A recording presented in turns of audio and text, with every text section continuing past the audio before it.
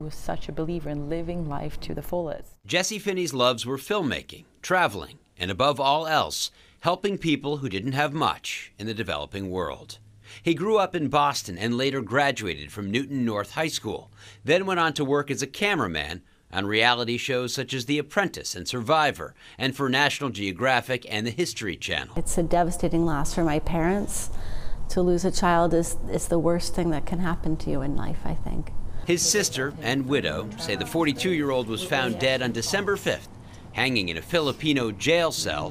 What law enforcement in Cebu say was suicide less than 24 hours after he was arrested for child trafficking. They said he killed himself with his own belt, and independently, every one of us who knows Jesse sort of had this eureka moment and said, but he never wore a belt. His family says the Filipino government, known for extrajudicial killings, doesn't have a shred of evidence, and nothing could be further from the truth, that he was a father figure to 4 children.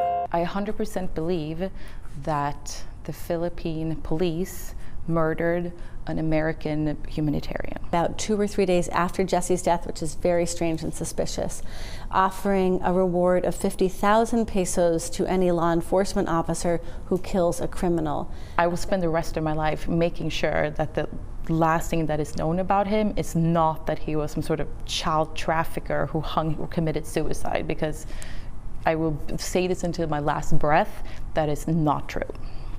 And preliminary findings are in from a second autopsy done here in Boston by a noted forensic pathologist, indicating it was not 100% consistent with suicide.